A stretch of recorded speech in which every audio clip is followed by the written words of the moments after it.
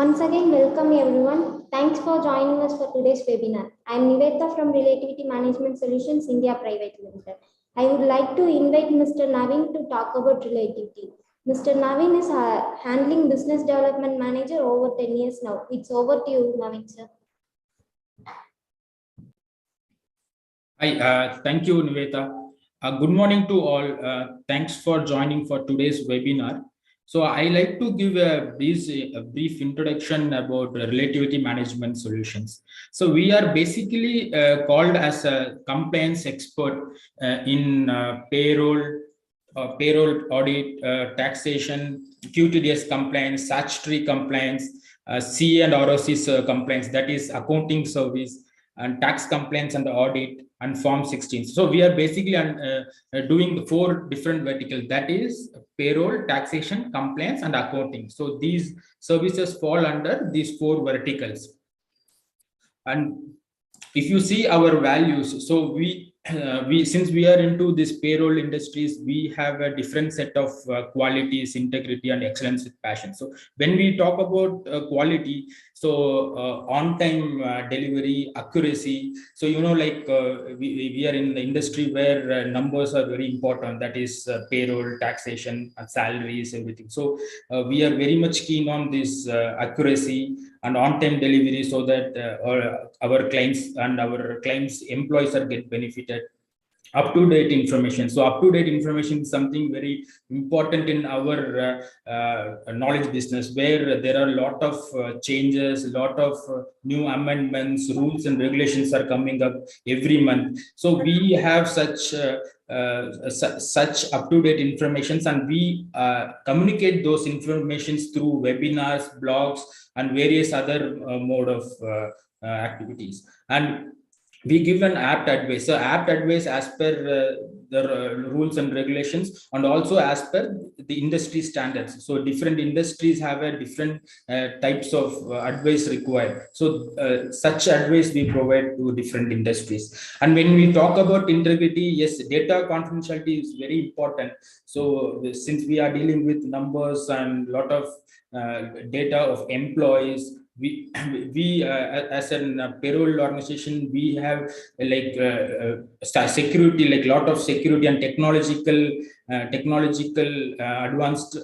advancement and all, to make sure like data are very much confident. 100% confident is maintained, both the physical and technological ways. Also we maintain data. And also compliance, yes, we maintain 100% compliance. So excellence with passion is organization culture and client focus. Client focus is something very important, where each company will have their own focus. Say companies want to scale up through employee size or through different regions. So we help the organization run business with our assistance on many other aspects with respect to payroll, taxation, and compliance. Also, we maintain their compliance in various locations, and necessary activities which is required when the companies are scaling up. So all activities we give an advisory and help them to adapt to the changes also. And when we talk about our services, so we take care of these services, end-to-end management of payroll service, end-to-end TDS compliance audits, end-to-end payroll lodgement service, Form 16 year-end Form 16 activities, digitalization, is disbursing the Form 16 to their employees with password protected, payroll management. So payroll management, provident fund management, we take care of end-to-end provident fund management, where we take care of from the beginning, like from an employer joins the organization until he leaves the organization, what and all activities aligned to the employee will be taken care. Query management, everything will be taken care. Industry standard self-service portal for reimbursement and proof submissions. We have industry standard portals where it is updated to current government laws and everything, and we will employee able to upload their proofs and all in very easy manner. And we also build, operate, transfer of India payroll shared service for many organizations, and we advise the GST and complaints for filings also. So few facts about our organization is like we are 14 years young, and 100 plus employees are there spread across India, and we have 185 clients spread across 16 cities. We process almost 1 lakh payroll records every month, and 12 lakh transactions every quarter.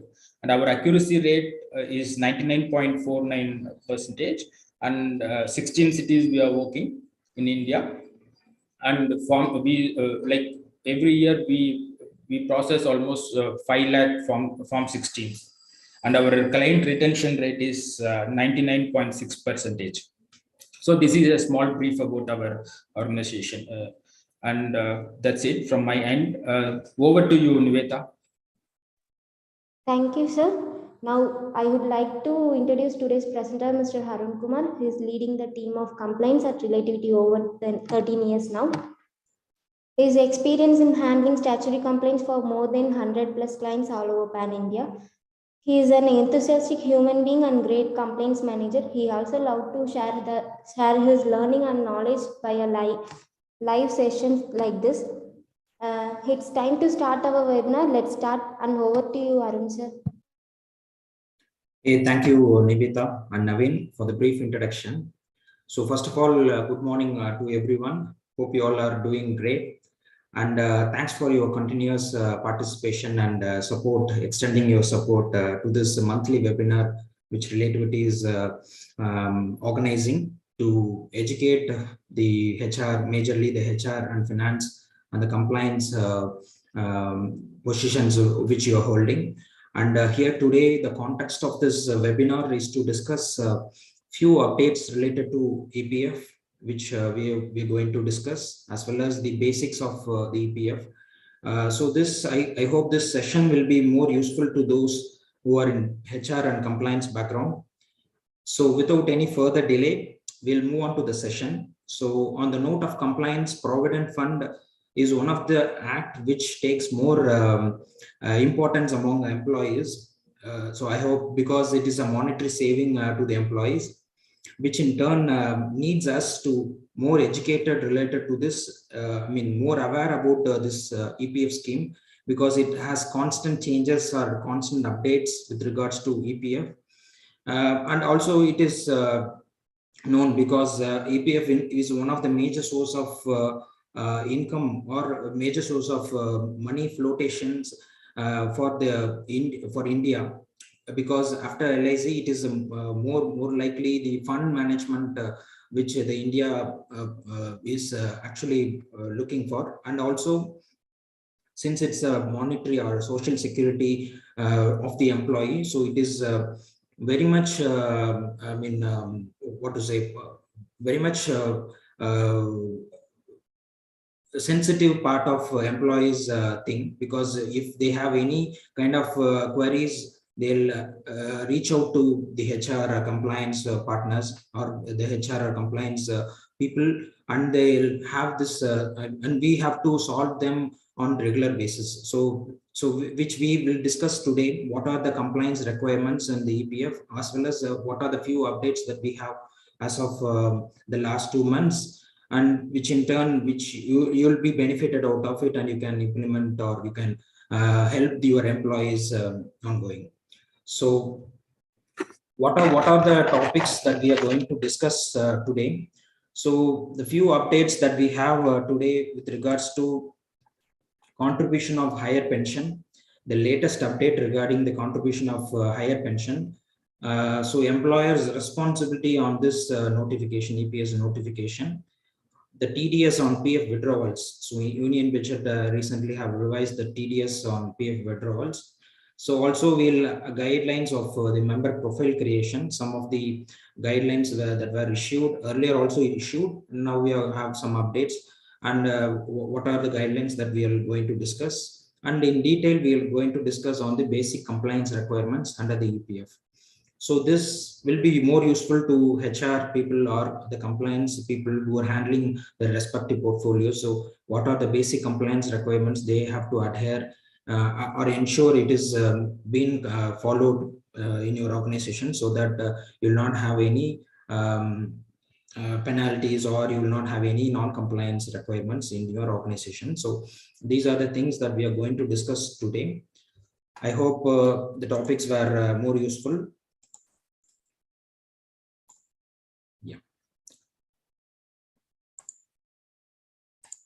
So on the contribution of higher pension, the latest update, I hope we'll just see the overview of the update first. So on 4th of November, I think mostly we have taken this session earlier also, 2 sessions on this Supreme Court verdict on the higher pension. So the Supreme Court held the EPS contribution on the higher on the actuals or higher salary.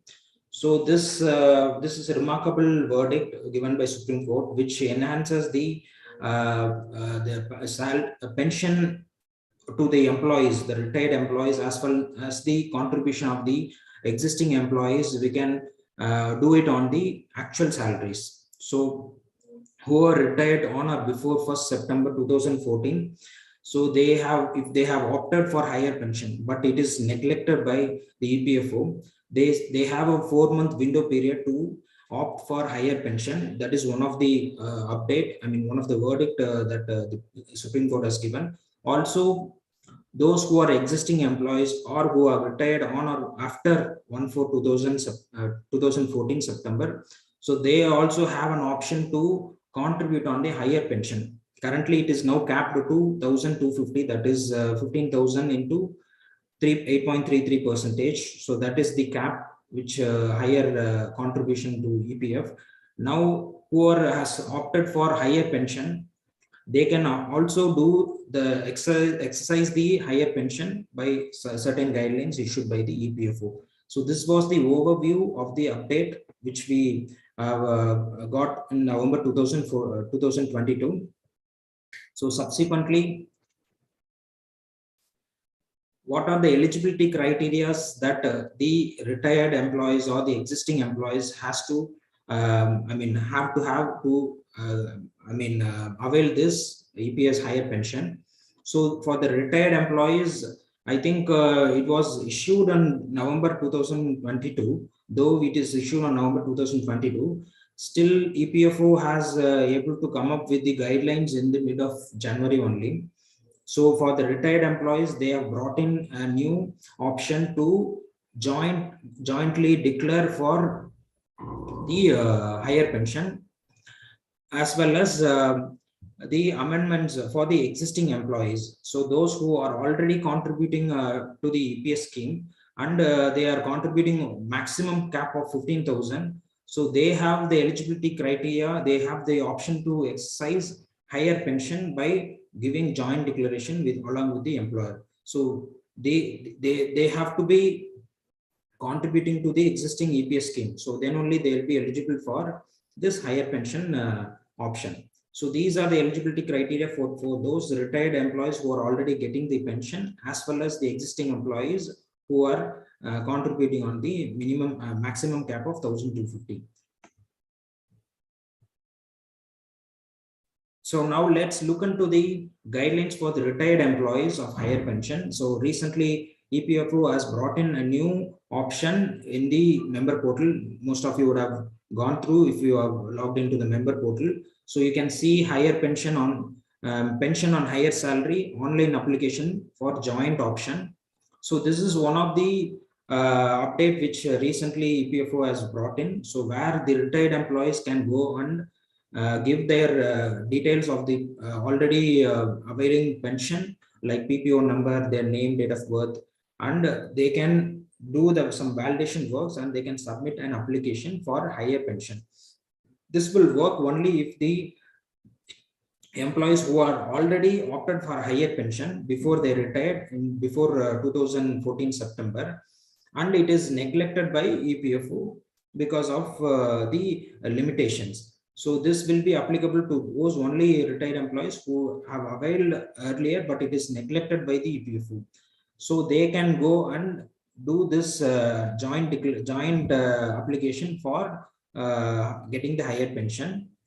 So what is the action from employer end? So there is only one action end from the employer, where if you have seen the employer portal, in the employer portal you have seen in the under the tab of member, there is a new pop-up which shows like you have option to approve the pension on higher wages request.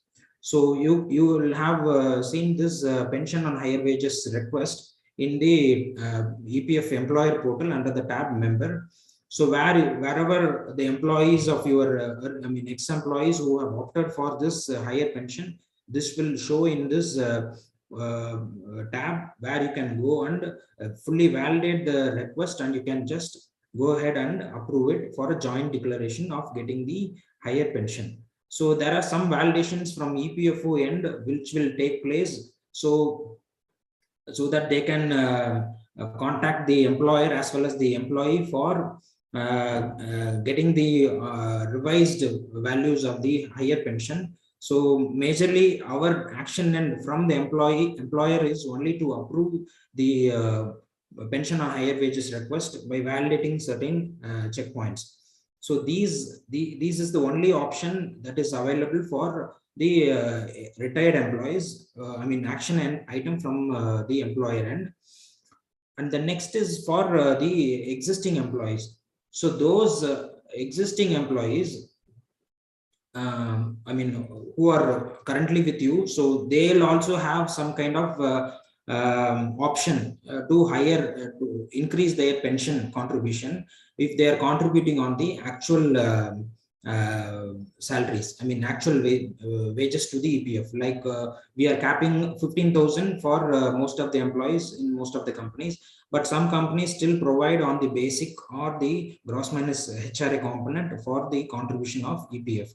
So in this case, employer has an option to maximum contribute of 1,250 to EPS scheme, and the rest of the things will divert to EPF employer contribution. Now there is a joint option which we can make to enhance the pension of 1,250 to 8.33 of actual basic.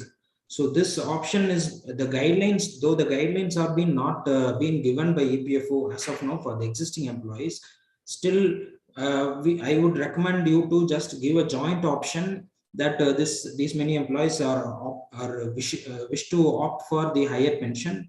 If in case you can just submit a joint request on your own template to the EPFO, so that we'll not miss the deadline of the 4th March, that is the 4-month window period.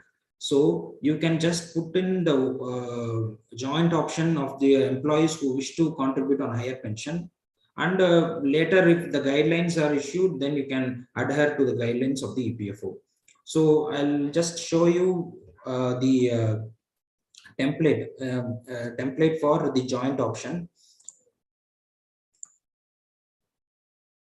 So here you can see a joint option for the existing employees as well as the retired employees, which has been issued by NLC, the Navy Limited Corporation. So this is one of the template which which has been circulated recently. So you can use the template and you can edit it according to your company, and you can just submit to the regional provident fund commissioner of your respective RPFO. So this joint option under the employees pension scheme for serving employees and EPS pensioners on roll. So this letter, I mean this joint option is for those who are on roll. So you can just put in their informations with the detailed brief, and you can just put in the employees informations like the name, the PF number, what are the EPS numbers if it is different, and their Aadhaar and email ID and mobile number. And for those who are already retired, you can just put in their information like the PPO number, the date of attaining the 58, and their actual superannuations. So these detail and their bank details as well for the retired employees. So these options we can just provide it to the employees and get their confirmation, and you can jointly get the signature of employee as well as the employer's attestation, and you can make it to EPFOs for physical signature as of now. So once EPFO has brought in the guidelines online, if the same thing which they have brought in for the retired people, you can go for that. But if we are not going to miss the deadline, then you can just give a physical joint declaration to the EPFO. Before that, you can just check with the EPFO if there is any specific format available. You can use the same for the submission. So this makes sure that you just opt in for the higher pension if the employees wish to contribute, as well as you have to look into the employer portal for any approvals which is pending for the pension on higher wages, which you have to look in till 4th March. If there is any request, you just go ahead and do this validation and give the joint submission on behalf of retired employees as well. So this is one of the updates that recently came. So with regards to what, if you don't have any idea of the amendment or the Supreme Court judgment, you can look into our previous videos or with regards to EPS Supreme Court verdict. You can have a brief note on that. So this just for your information, because if you have missed the deadline, then again we are not sure when they'll again extend the window for higher pension option. So you just make sure you are aware of the this changes to the employees, and if they are opting for higher pension, so you can just do a joint declaration to the EPFO. So you can put in your questions. If you have any questions regarding to this EPS scheme, you can put into the chat. I will take it once we have the Q&A questions. So the next is the revision of TDS for EPF withdrawals. So many of you might aware of this update. So recently on this budget, Union Budget 2023, so Finance Minister has proposed a tax rule change. I mean the revision of tax for the withdrawals for the non-linked PAN, for those UN which are not linked with PAN, and if they are trying to withdraw, so they can withdraw with the TDS rates of 30% as of now. Now, from effective 1st April 2023, this 30% is going to be revised to the 20%, which is a welcoming thing, because if they are not updated the PAN, then the TDS percentage of 30% will be huge. So those, I think after this UN concept came, most of the KYCs like Aadhaar, PAN and bank, all are updated 90% of the EPFO subscribers. Still some are having some glitches, or if they are not able to update the PAN. So those kind of employees will be taken the 30% of TDS when they withdraw the PF amount. So now it is going to be only 20% of TDS. So this benefit has changed. Benefit of this change rule, whose PAN is not yet updated, if an account holder withdraws the EPF money within 5 years. So if there is a withdrawal within 5 years, so then they'll have this effect of 30% to the 20%. So this is one of the welcoming thing on the Union Budget. Apart from this, there is one more update, like recently the EPFO passbook of the members has been revised, or the template has been changed with the taxable component. What is the taxable component for the particular year? So you might aware of that, because it's time for this IPV, investment proof collection. So what are the investments that is being made to the EPFO over and above 2.5 lakhs? So you will have a detailed breakup of the passbook with the contributions that is made in the particular year. So you can use that option. The employees can use that option to reflect that in the same in the form 16. So that is one of the move that is being made in the recent days. So you can, if your employees are not aware of that, you can just make sure that you may make them aware, so that they can download the recent passbook and they can submit for the IPV things.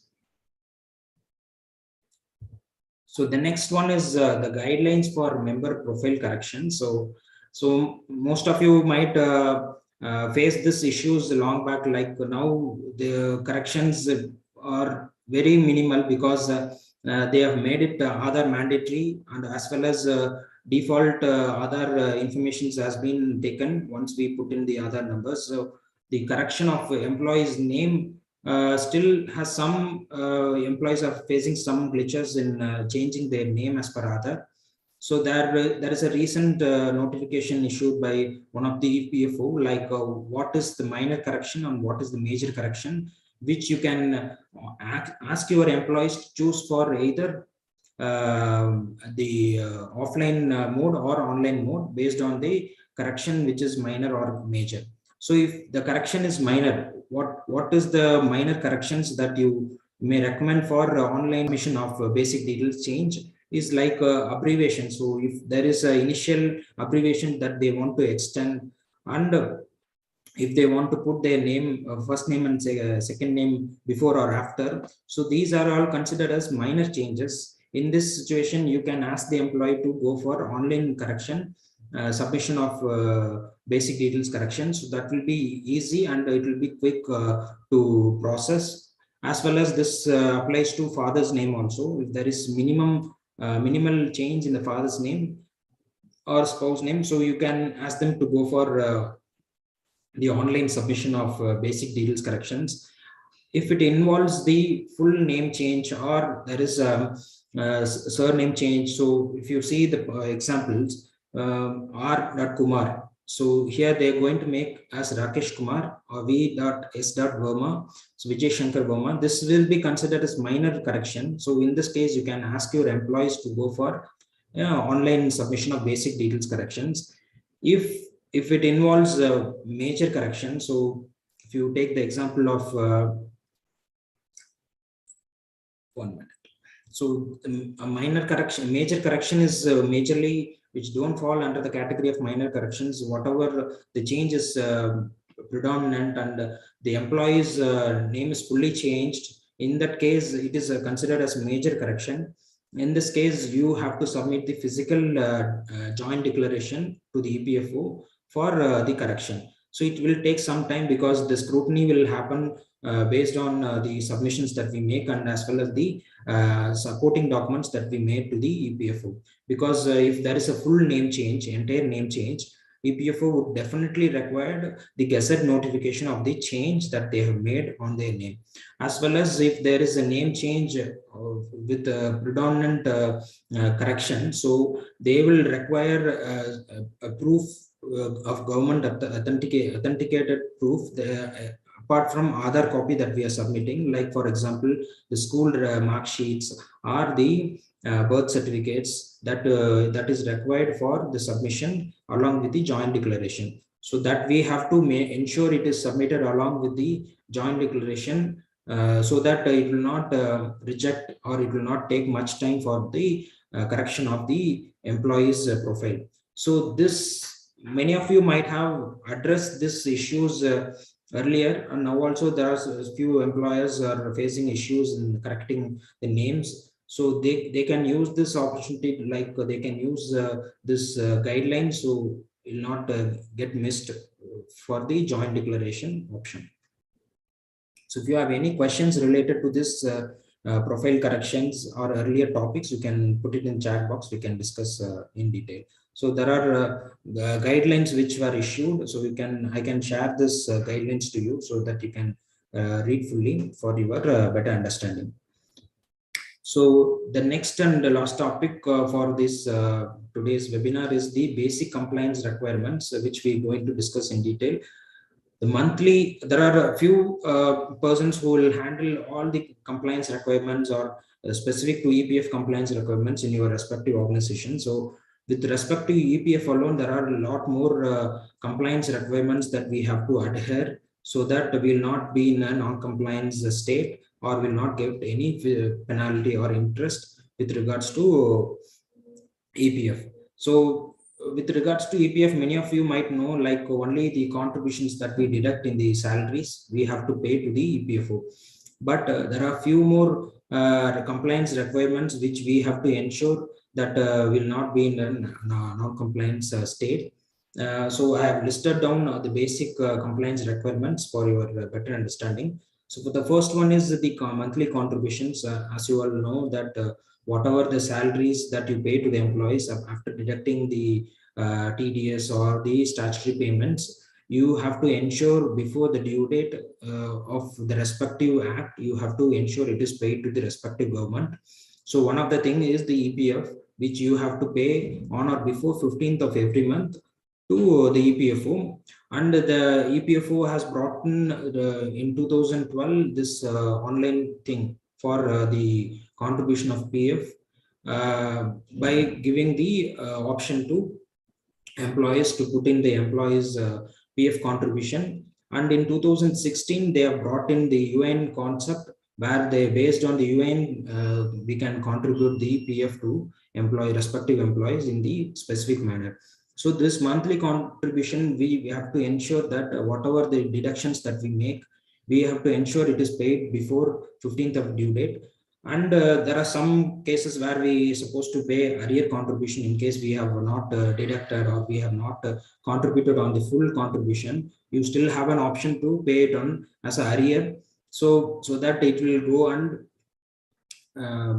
match to the contribution of the employees according to their EPF. So this is not a great deal, but still employers are facing some difficulties when it comes to arrears contribution or when it comes to monthly contribution. What is the major difference? Like you have monthly contribution which you straight away deduct from the salaries and you pay to the employer's portal on behalf of employee. So when you have not deducted the full contribution of EPF, you still have an option to make it as an arrear. So you just put whatever the contributions that are the salaries that are go as an arrear. So you have to deduct these PF contribution for that arrear value also, and you have to make sure it is paid to the respective employees in the portal. So this will ensure 90% of compliance, non-compliance requirements if we are making on time to the EPFO. Because now all this compliance with regards to EPFO has been brought AI, so automatic intelligence, where if a particular company is not remitting the PF for over a period of 4 months or 6 months, the system automatically triggers inspection notice to the EPF from the EPFO to the respective companies which are defaulting. So which will turn many consequences or many inspections to the employer, which will create unnecessary hassle in the compliance requirements. So if we are making the requirements like before 15th, we are making the PF contributions to the EPFO department, we'll ignore 80% of the compliance requirements without any non-compliance. So that is one of the basic requirements of the compliance. The next one is IW returns. So many of you would have gone through this IW returns because it has a specific portal for providing your returns on behalf of the expats or the international workers who are working in your organization. And many of you might not have the international worker, but still you have to ensure you file the nil returns for the international workers.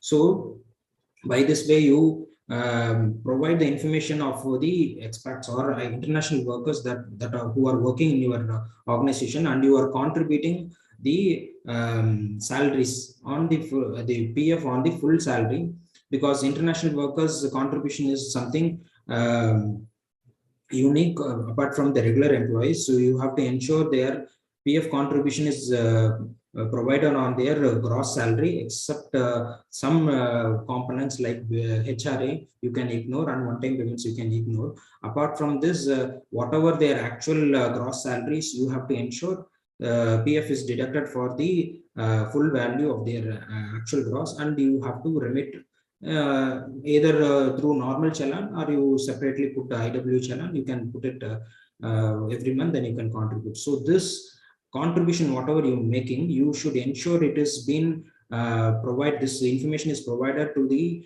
EPFO by this way of IW returns, which is a separate portal in the EPF. You have to ensure that whatever the expats or IWs who are available, you have to give their salaries of the particular months and the EPF contribution which is made, as well as the passport details of the particular employee. This has to be routine, and you have to ensure it is complied before 15th of every month, closing of the month. 15th of every month, you should ensure it is complied. For those who doesn't have the IW international workers, you still have to do the nil returns every month. So that is a mandatory requirements. Employees still getting notifications or the summons for the IW returns also. So you ensure that it is complied on or before due dates. The next one is KYC approvals. There are employees, whatever the KYCs that they update, the employer has the responsibility to approve whatever the KYCs is being approved, submitted by the employees. So this you have to ensure the KYCs of the ex-employees as well as the current employees. You have to ensure it is approved time to time. This doesn't have any timeline, but you make sure whenever the request is there, you just ensure it is approved with the DSC, digital signature. Some people will not will face some issues with regards to updating the KYC. So you can take that specific to the respective EPFO, and you ensure it is updated from their end also, because most of the EPFOs now having a physical help desk to address this kind of KYC issues also. So you can avail that facility by guiding your employees to the respective physical help desk. And the next one is UAN linking or creation. So this is by default when you are contributing the monthly contribution, you ensure you add the existing employee and the new joinees by linking their UAN or creating the UAN, and you ensure that whatever the UAN creations or the linking is made, you ensure that the form 11 is collected first, and then the respective KYC document, and then you create the create or link the UAN, because form 11 is the basic requirement which will give all the necessary details of the employee new joining, and you make sure by default it is collected, and you have to keep that as a personal record of the particular employee, because form 11 is one of the document which shows whether that employee has previous establishments PF, and he has previous establishments EPS scheme, and whatever the informations that he is providing like IWs, those things were captured in the form 11. So you ensure that is collected by default to the employees, and this will eliminate most of the issues that we create that we provide when we do the monthly contributions. I say, for example, if you are collecting a form 11 without any information filled with respect to the previous establishment, by default you will provide you will issue a new UAN, or if it is linked with the other, you will create you will link the UAN which is created by the earlier company, but you will not know about their EPS contribution, whether it is being made, the EPS contribution is made by the previous establishment or not. So in this scenario, you will just default, you will put the EPS contribution on their PF, and then you will start contributing. But in later point of time, if they are applying for transfer or any withdrawals, the issue will create when they have previous establishments, doesn't have the EPS contribution, and now we are contributing the EPS. So this will be a contradictory, and it will create more non-compliance as well as the hassle for the employer. So you ensure that Form 11 is collected with the filled information, so you'll not miss any information with regards to the new journey, as well as you ensure the current employees also have your Form 11 filled, and it is kept on their personal file.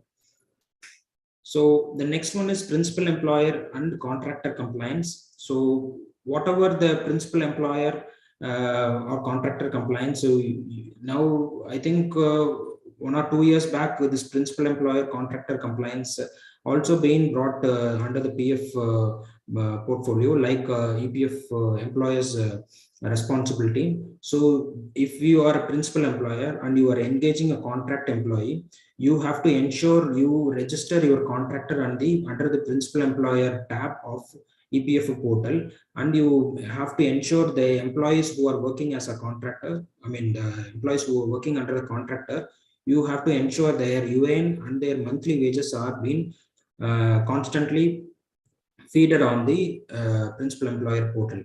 So this is something which we are ignoring, or most of the employees are ignoring, but still it is a non-compliance, and you have to ensure that the contractors employees also your liability, and you have to ensure that their PF is being remitted on due date, and as well as continuously. So this you can ensure that by getting the PF contribution challans which were made on behalf of the contractor, and as well as you have to put in their UN, and you have to ensure this principal employer portal is updated time to time.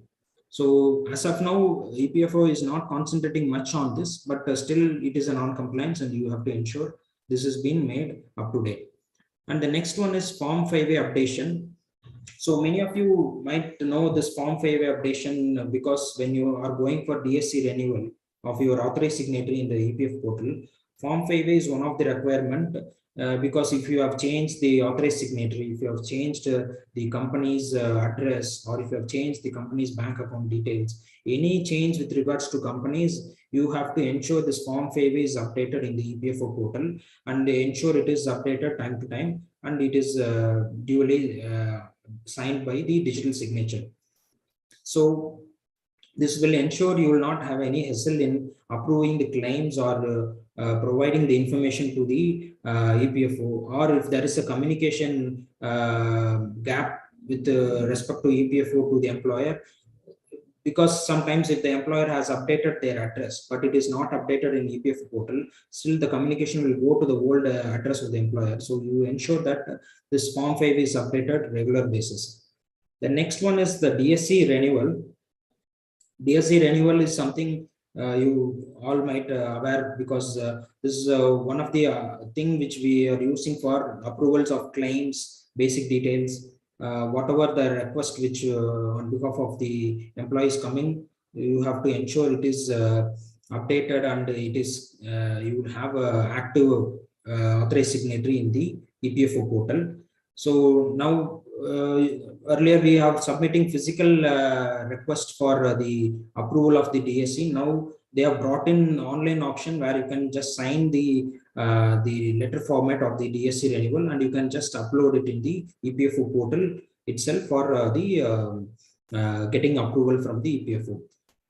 So the next one is basic details corrections or claim approvals. So as I said earlier, KYC approvals, the basic details approvals or claim approvals are also one of the requirements that we have to ensure it is checked time to time, and whatever the claims with respect to transfer in or transfer out, as well as the basic details corrections. If it is a minor correction, the basic details corrections also approved time to time, so that your employees will not face any difficulties in getting the services from EPFO.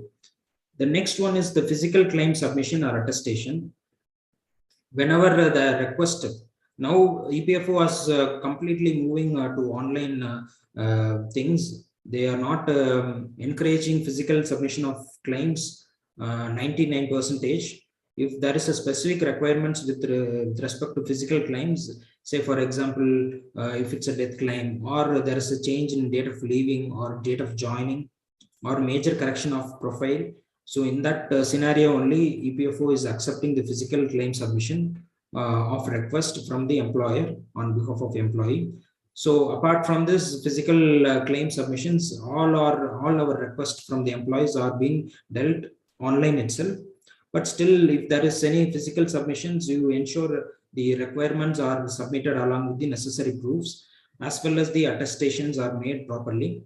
And this physical submissions, mostly you can avoid by make sure you aware the employees to go in for online submission, so that you will not have a time frame constraint. As well as the next one is the branch code or code allotment. So the branch code or code allotment is something like, if we are having a more number of offices or the branch offices, and there are significantly more employees are working in a particular branch or place locations, you are holding only one EPFO code, still you can create a branch code or code allotment. You can alert a subcode kind of thing, and you can ensure the compliance requirements of those employees who are working in the other branches. They can deal directly with the particular EPFO of their surroundings, of their circle. So by this way, you can ensure that the employees are benefited by not having any difficulties in visiting to the EPFO, or any requests or any requirements from the EPFO. They can go directly to their respective circles EPFO. So also EPFO in the Form 5A, they provided that if you are having branch, you are supposed to create a branch code if it is required. So by this way, you can ensure that the requirements of the employees are dealt to the respective EPFO of their surroundings. So you can just minimize the employees hassles. So this way you can ensure the requirements of basic compliance requirements of the EPFO. You can adhere, if you have adhere to these requirements, you can ensure the requirements of the EPFO are fulfilled 99%.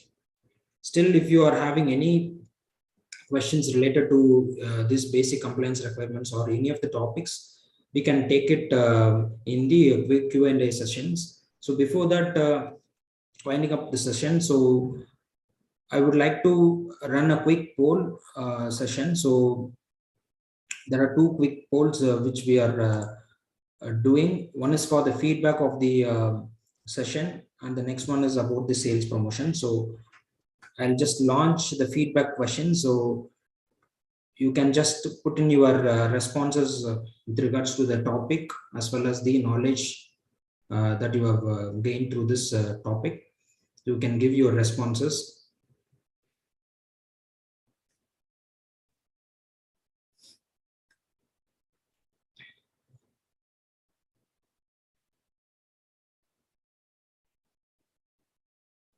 So I see more interesting topic required for my job, knowledgeable presenter.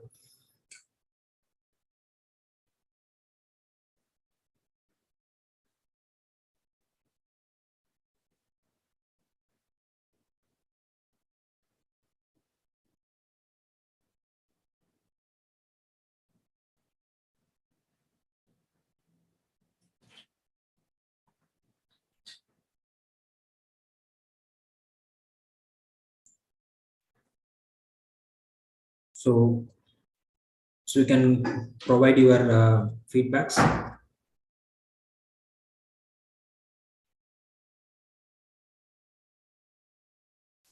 So 41% has told that this is an interesting topic, and 61% have told that is required for my job.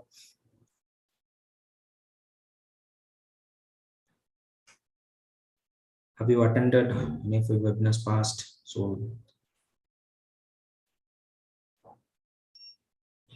So we'll have another quick poll with regards to the sales promo.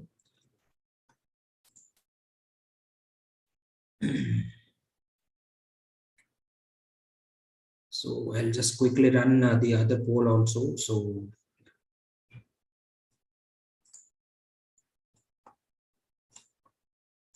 the poll number is 2 is for regarding to the sales. So you have any pain points in payroll compliance or taxation? So you can just give your feedback,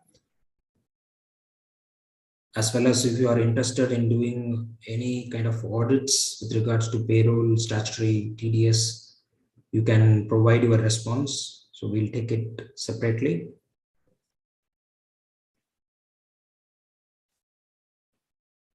So I see more responses in compliance and payroll.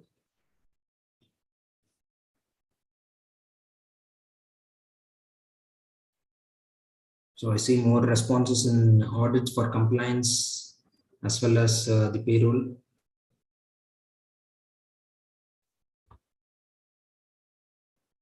I just have only 30% participated, so you can provide your feedback, so it will be helpful for improving the session as well as helping you in the necessary questions or responses that you have put in.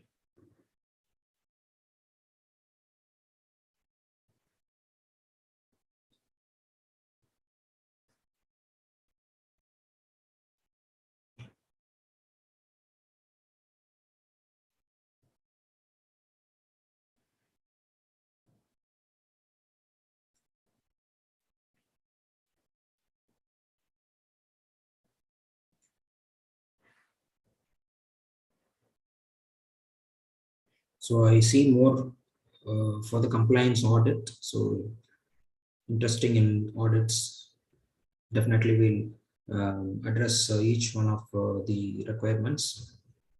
So it's time to end the poll, and we'll start the Q&A subsequently. So those who are not participated in poll, just provide your responses. We'll quickly move to Q&A. So thank you. So I'll just wind up the poll. So any pain points? So we have more pain points in compliance. 50% have responded and interested in doing audits. So compliance has 86% have given their response.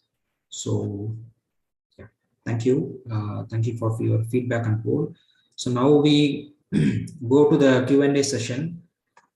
So I'll just take the questions from chat box, and then subsequently, if anyone have the questions related to EPF, we can take it. So the first one is with regards to cap, is cap 15,000 into 8.33 higher pension. So now the cap, the present cap is actually 15,000 for EPS into 8.33, that is 1,250.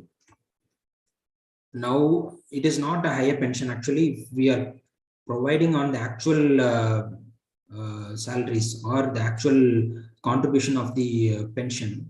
Say for example, if you are limiting 15,000, that is limiting to the cap, whereas if you are providing on the basic or the gross minus HRA component, so that is the higher pension. So that option is being provided. So what is PPO number? I think it is more related to pension order. So those who are getting the pension, so they'll have a specific number for getting the pension. So that is pension payment order.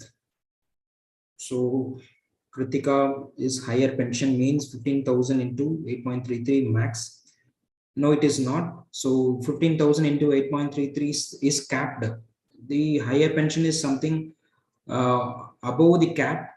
So that is the Supreme Court verdict which given. So on their actual salaries or actual PF contributions, if we are remitting, say for example, if your basic is 50,000 and you are providing EPF 12% of 50,000, and the same employer's contribution is diverted 8.33 for 50,000 is the higher pension, and the rest of the component will go into employer's PF.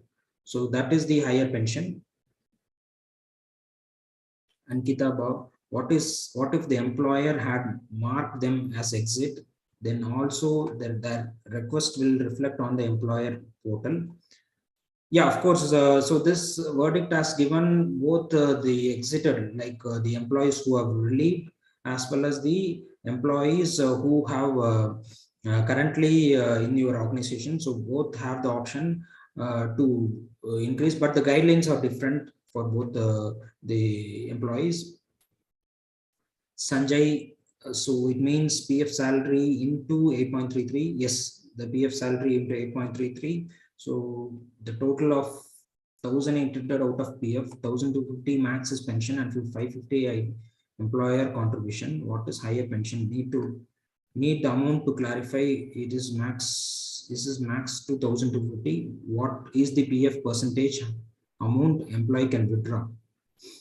So as I told in earlier example, so the maximum is something the employer has to contribute on the their actual PF salaries, not capped salary. That is 15,000 is the PF limit which they have brought in 2014 September, 15,000. So there is an option for employer to choose either 15,000 or the actual basic salary contribution. But again, here we have to ensure form 26, one of the form which we are submitting, if we are contributing more than the higher, more than the capped salary. So this will ensure that you are contributing more to PF, as well as the employer's contribution towards PF is more than the capped limit, that is 15,000.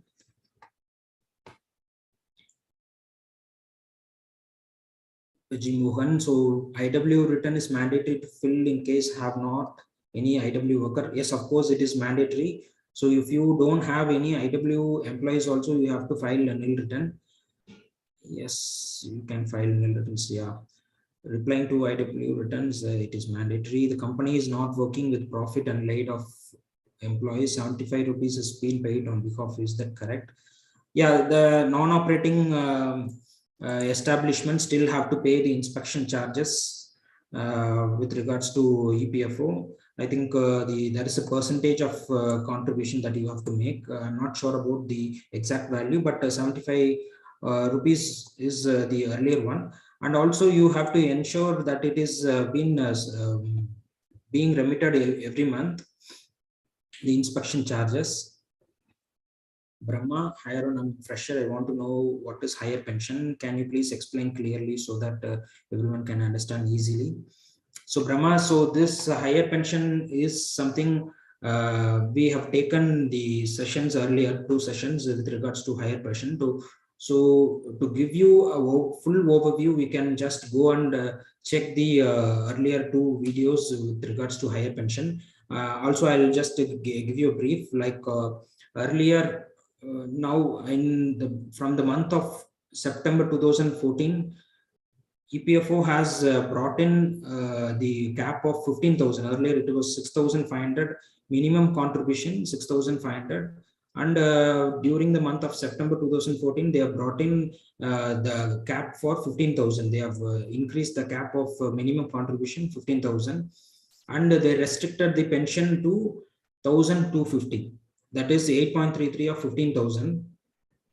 In this context, so there are a lot of stakeholders have raised suit, like they have to, the EPFO is restricting the higher pension on restricting the benefits with regards to employees. And this case has been prolonged for many years, and recently in November 2022, the final verdict of the Supreme Court came, like the pension contribution, the employers, on behalf of employers and employee, the EPFO cannot restrict the employees to 1,250, that is minimum pension, where they have given the option or opportunity to contribute more on pension, that is without any cap.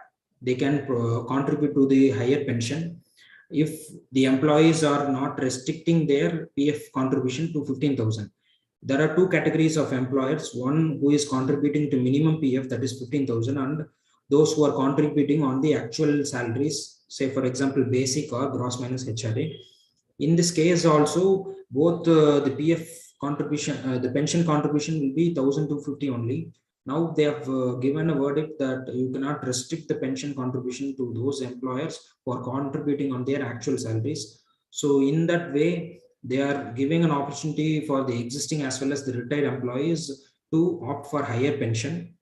So if you want more detailed thing regarding this, you can just go back to our earlier videos. If you want, we'll share the link. So can we get the recordings of the video? Yes, we'll share. So I suppose IW's mandatory things are being answered. Replying to IW written, what is the late challan fine? So as of now, there is no late challan file for IW returns. But if there is a non-compliance, according to the Act, they are, penalizing, but it is not a default challan that we have to pay if we are missing the IW return. But you have to ensure it is filed time to time. If you have not done, you just go and update the IW returns for the back period months. I'm facing issues with new joiners pension contribution, PF side not accepting pension contribution because his previous employer not enrolled from the pension. When we are filing the returns, not considering amount in pension contributions, that considering in PF contribution.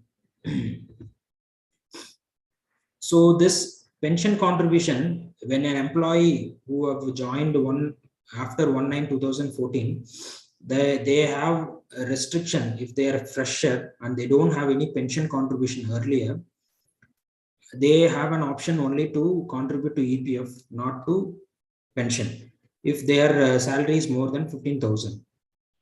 So in this way, if any if any new joiners who is coming with the UAN and they doesn't have any pension contribution in their earlier company, you should also not contribute to the pension based on the form 11 declaration that they are making. This has to be followed diligently, because nowadays you will see issues when they go for any transfers or withdrawals.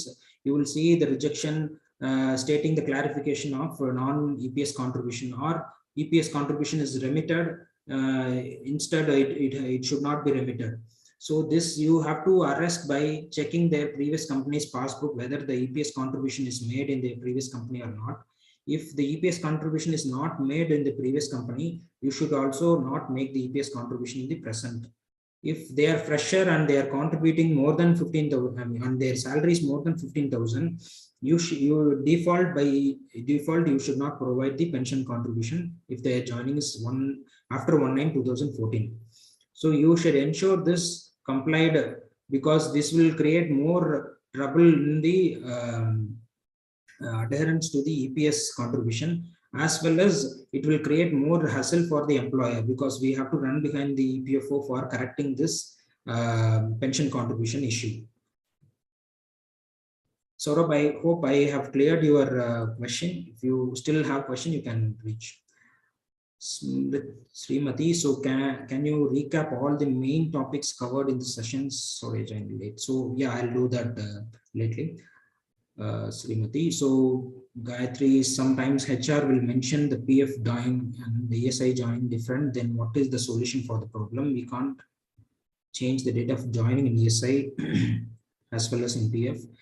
So yeah, so I think a few have this kind of challenges, Gayatri, because ESI now they have brought in, earlier they have brought in like before 10 days, if you are not enrolling the employee once they join, we cannot put the actual date of joining on the ESI.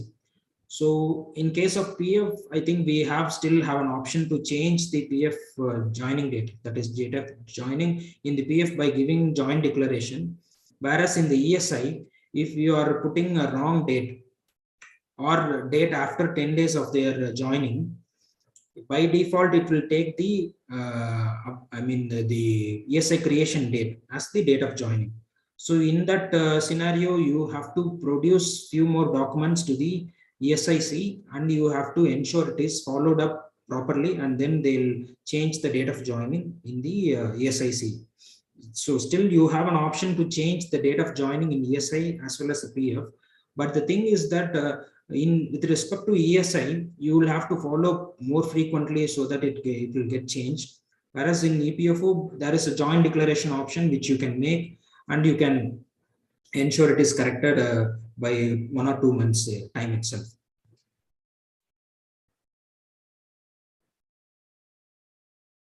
So Jayant Bhaskaran, I'm facing issues in using DSA which shows Java version not available. Can you please help me with the browser? Sure, we'll send across the requirements for the Java issue. So we have set of configuration. So we'll send it across to you, Janati Raman. So Neela Prashant, even though we had already submitted online application properly, signed DSA, change of registered office address, we have not got approvals from EPF officer. So there is an option called establishment profile updation, specific option which is available in the EPF portal, which you can use to update the address, as well as you have to upload a few documents supporting to the registered office. Now, I'm sure that if it is not working the way you see, you can always raise a grievance to EPF commissioner. So that way you can get the solutions, Neela. Which version of Internet Explorer? So I hope we'll share across the requirements for the DSC approvals. Janat Raman, can you suggest any best HR course institute in Hyderabad? Of course, this is not related to the compliance thing, but yeah, we'll take it up separately. I think. Replying to, even though we had, please visit PF office and contact section officer for activating DSC. Yeah, of course, that is one of the options that we have. Yeah. So I hope all the questions are answered. We required higher EPF pension. So yeah, you can make aware of the employees and you can get joint declaration from the employees, and you can provide your joint declaration to EPFO. Higher pension full explanations. Sure, I will send across the recordings as well as the explanations which we have taken in the last 2 sessions. What is the criteria for TDS deduction of PF yearly basis? So the criteria for TDS deduction of yearly basis, I think this is specific to the IPV, investment proof verifications. If I think now they have brought in a new column for the TDS limits with respect to PF contribution for a particular year. So you can just download the PF passbook with yearly database. So you can have an option called the taxable and non-taxable TDS PF contribution. By that way, you come to know what is the taxable PF contribution and non-taxable PF contribution. Can higher pension be opted by a person who has resigned from organization and is not presently working as an employee in any organization? Higher pension opted by a person who resigned from an organization not presently working. So if he is getting a pension, of course he can, and he should have opted for higher pension before he retires. 1/9/2014, he can obviously give a joint request for higher pension. What is the requirement of storing hard copies of documents like Form 11, PF, KYC documents, educate documents? Basically what we collect during onboarding processes, it is mandatory by law, or it is to management discretion. So there are still some requirements that you have to store hard copies like Form 11. You have to ensure the Form 11 as well as the KYCs like the Aadhaar. You have to ensure it is collected and stored physically, and you make sure it is confidential and it is stored perfectly. And the Form 11 is one of the requirement. You should ensure it is collected and kept in physical document. As well as there are one more thing, Form 26 is a joint option of contributing on higher PF. That is also one of the requirement to store physical document. You ensure both these requirements are fulfilled. So Chitra Ranjan, I have question on death benefit. We had an employee who passed away. She was employed with 1 year. We have applied for death claim under the EDLI. It's past 2 months, no progress. We are almost not sure deciding to pay in PF forums. It is written that employees should be eligible for 5 to 7 lakhs. How the actually process will they take any long process? So yeah, so if EDLI claims, mostly it will take some time for the claim to be processed, and we as an employer will usually not get any intimation. It will go directly to the nominees. The intimation will go directly to the nominees. So I suggest you to check with the nominees if they have received any communication with regards to EDLI claim, and mostly it will be submitted offline, and there are options we can submit online claims also nowadays, death claims, if the nominations are being made properly by the deceased person. So of course it will take some time, but if you are still finding it difficult, you can always write to the PF commissioner, or you can raise a grievance, so you'll get a solution with regards to the delay in EDLI claim. Does the contribution of the PF earns interest when there is no contribution? So the contribution of PF earns interest when there is no contribution for more than 3 years. Yeah, of course, only up to 3 years you will have the PF contributions. So yeah, I think it's time we have to wind up the meeting. So there are a few more questions that have been asked. Of course, we'll take it and we'll respond to those questions separately. And if you still have any questions, you can always reach out to our email ID or contact details. So thank you everyone for your wonderful participation. You can always write to us, and you can always get in touch with us if you have any questions related to EPF or with regards to any compliance requirements. You can always reach to us. Of course, whatever the questions which were unanswered, we'll get back to you shortly, because it's already we're getting delayed. So we'll wind up the meeting, and once again, thanks to everyone. Thanks all.